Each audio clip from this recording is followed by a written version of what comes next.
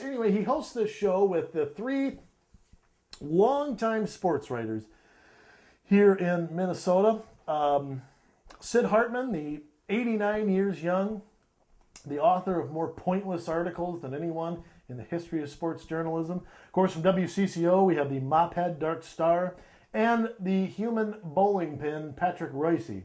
Now, on the April 19th show, and I'll tell you, it's the best slapstick comedy on TV. You know, the era of great sitcoms is now over. There's no more Everybody Loves Raymond. There's no more Frasier. There's no more Home Improvement or Cosby. All the good shows are gone. It's all a bunch of, Keeping Up with the Kardashians and stuff. But this is one of the funniest things on TV. These three old guys talking about sports. And this first clip here is from the April 19th show, where the three sports writers and Mike Max here are talking about the state of the Minnesota Timberwolves basketball team, which I know is of interest to about 3 or 4 of you out there. But it's just funny. They're arguing over how much money Glenn Taylor, who's the Timberwolves owner, lost last season. And Patrick Reusse's dog makes a cameo appearance at the end of this clip. Check it out. Roll the tape. I don't know where they're at now. If they don't go outside to hire the people now and start over, it's going to be just the same as before. I don't care who they hire. They got to have a decent ball club. If they don't have a decent ball club that can compete on an equal basis, they don't have a chance. Well, they don't make a difference who they hire. McHale made a good if point. they don't win, they ain't going to draw flies. McHale made a good point the other night. Don't get drunk by those 3 first-round picks, because how many of them make an impact right away? You can get a little right bit away. back. He's going to trade. He's not. At least one of them. Oh, for sure. They'll put He's two going of to them trade 2 of them. He said he's going to trade 2 of them. For that. Do you think that, what do you think he lost this year? 30 million? 25, He claims 30 he didn't million? lose too much. I was going to say Well, 25. because he got the payroll down now that he doesn't have Garnett, I mean? Yeah.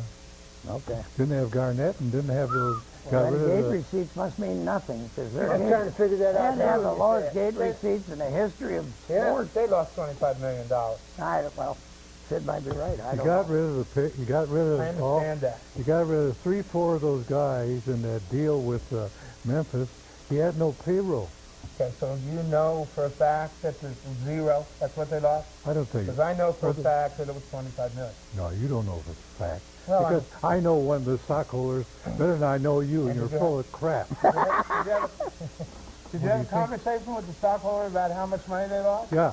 Really? Let's throw it over there, see what kind of reaction we're getting tonight before we go to break. Hey, Stouty, what do you think? There's our studio audience. What's going on? He said, Even that poor dog is bored for the show. take a break. The dog is bored. Stay with us. Stouty, that.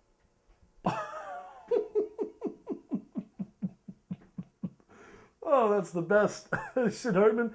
Oh, the dog's bored. The dog's bored of the show. All right, I got one more. One more. Poor old Sid Hartman just loses it on the show after this, April 26th. What they're talking about here is the Vikings draft, which was on the day before, the Saturday, where we drafted Whizzinator Jr., Percy Harvin, out of the University of Florida. Now, they're talking about whether they should have taken Harvin, whether they should have traded down, whatever. Sid Hartman totally has a meltdown here on Dark Starr. And to be fair to Sid, Dark Starr and Patrick Reusse spent a lot of time beating Sid up, but Sid just loses it right here. Watch this. Roll the tape. When he worked out here, Yep, they fell in love with him. they fell in love with him.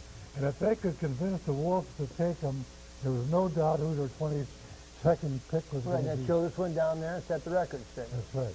Unlike Randy Moss, however, Randy Moss drops to them.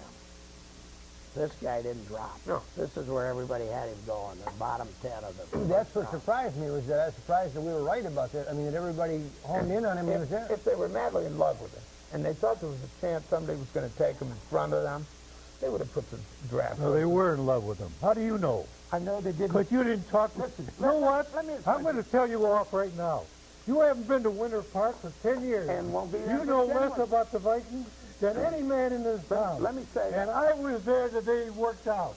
And they fell in love with him. Let me explain something to you, okay? You're so full of crap. Let me explain something to you, okay? What I was going to try to explain before you lost it there for a minute.